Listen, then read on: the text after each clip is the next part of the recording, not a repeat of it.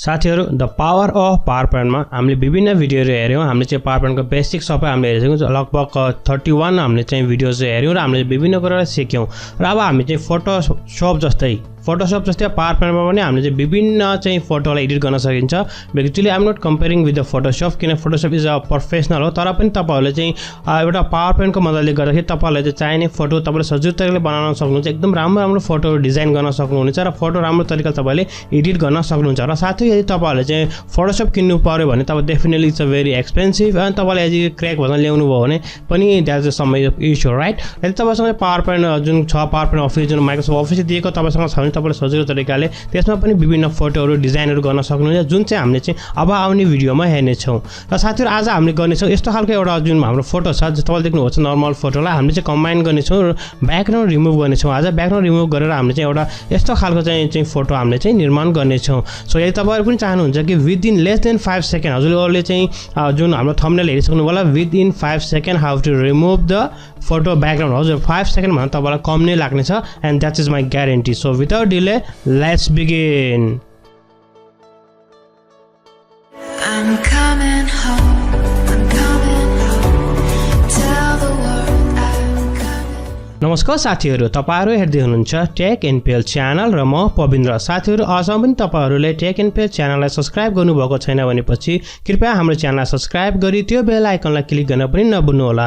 त्यसो गरेपछि हुन्छ के भनेपछि हामीले चाहिँ विभिन्न टेक्नोलोजी सम्बन्धी न्यूज, टेक न्यूज र माइक्रोसफ्ट अफिसको कम्प्लिटली ट्रेनिङ भिडियोहरु नेपालीमा लिएर आउने गर्छौं र तपाईहरुले हाम्रो भिडियो सबैभन्दा पहिला हेर्न सक्नुहुनेछ।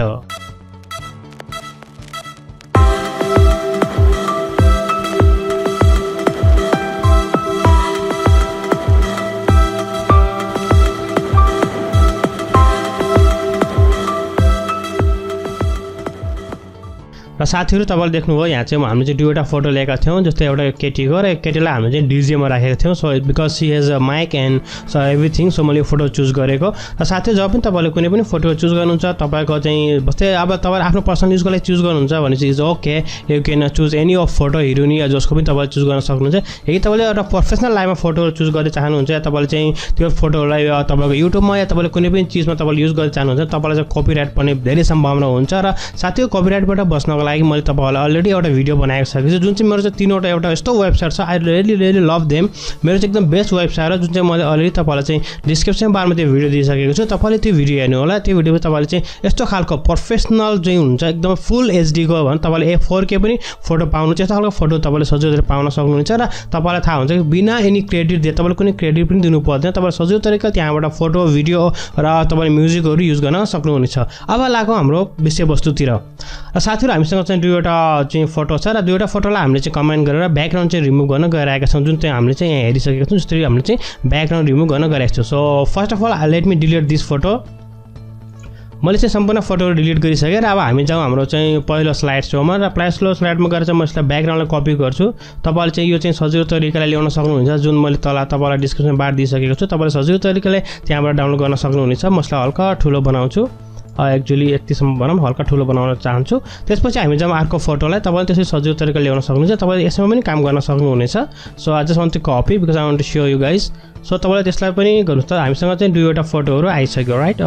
लेट मी मेक सेम साइजको बनाउनु पनि हुन्छ। तपाईले चाहिँ त्यहाँ माथिबाट पनि बनाउन सक्नुहुन्छ, जुन चाहिँ मैले प्रिभियस भिडियोमा तपाईलाई देखिसकेको थिएँ। र फोटोलाई कसरी हामीले चाहिँ यहाँ जुन पावरपोइन्टमा ल्याउने त्यो भिडियो त अलरेडी हामीले बनाइसकेका छौँ। तपाईले त्यो भिडियो हेर्नुभएको छैन भनेपछि कृपया त्यो भिडियो पनि हेर्नु होला। र साथीहरु हामीले यसलाई क्लिक गर्छौँ र हामीले अलरेडी हेरिसकेका छौँ जुन चाहिँ चीज पनि हामीले अब्जेक्टिभ वाला हुन्छ त्यसलाई क्लिक गर्यो भने उसको चाहिँ फर्मेटहरु या तपाईको सबै कुराहरु एक्टिभ हुन्छ राइट। त्यसपछि हामीले चाहिँ रिबन बारमा जानुपर्ने हुन्छ। वी गो टु रिबन बार। जस्तै फर्मेटमा अलरेडी सिलेक्ट छ, त्यसपछि हामी यहाँ जान्छौँ। तपाईले देख्न सक्नुहुन्छ।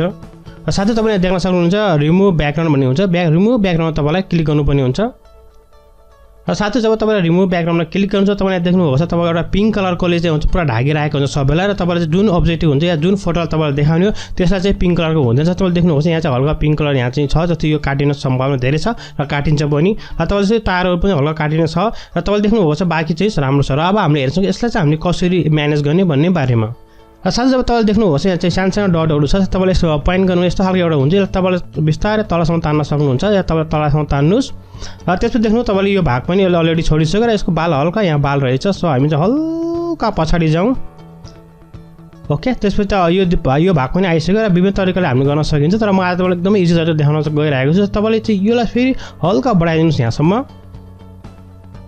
तपाईँले देख्नुभयो अलरेडी यो छोडिसक्यो राम्रो तरिकाले यसलाई चाहिँ छोडिसक्यो र तपाईँले सजिलो तरिकाले अब यसलाई चाहिँ बाहिर चाहिँ हुन्छ जुन फोटोको बाहिर तपाईँले क्लिक गर्न सक्नुहुन्छ साथीहरू wow background has been change right साथीहरू as I tell you within 5 second तपाईँहरूले सजिलो तरिकाले आफ्नो चाहिँ फोटोको ब्याकग्राउन्ड चेन्ज गर्न सक्नुहुन्छ त्यो पनि हाम्रो चाहिँ पावर पोइन्ट युज गरेर र साथीहरू तपाईँलाई लाग्छ कि यहाँ चाहिँ कुनै हल्का चाहिँ त्यो बाहिरको त्यो एजहरू छ जुन छेउहरूको हल्का एजहरू देखियो यस्तो खालको लाग्छ भनेपछि तपाईँले सिम्पल तरिकाले यसलाई क्लिक गर्नु होला क्लिक गरिसकेपछि तपाईँ फर्मेट ट्याबमा हुनुहुन्छ फर्मेट ट्याबमा गएपछि तपाईँले देख्नुभएको छ यहाँ चाहिँ पिक्चर इफेक्टमा तपाईँले क्लिक गर्नुहोस् त्यसपछि तपाईँले देख्न सक्नुहुनेछ यहाँ चाहिँ सफ्ट एजेसमा तपाईँले 1.1 दिन पनि सक्नुहुन्छ तपाईँ हेर्नुहोस् कति दिन चाहनुहुन्छ 2.5 पनि दिन सक्नुहुन्छ या 2.5 इज लुक्स असम मैले 2.5 दिएँ यदि तपाईँ चाहिँ त्योभन्दा पनि अब एकदम एजेस राम्रो तरिकाले मिलाउन चाहनुहुन्छ भने चाहिँ तपाईँ चाहिँ जानुहोस् फेरि त्यसपछि तपाईँ जानुहोस् यसमा सफ्ट एजेसमा गएर तपाईँले चाहिँ तल जुन हुन्छ सफ्ट एजेस अप्सनमा क्लिक गर्नुहोस् र सफ्ट एजेसमा क्लिक गरेपछि तपाईँसँग यहाँ आउँछ यस्तो खालको एउटा चाहिँ भनौँ न तपाईँको टुल आउँछ टुल आएपछि तपाईँले सजिलो तरिकाले कस्तो खालको चाहिन्छ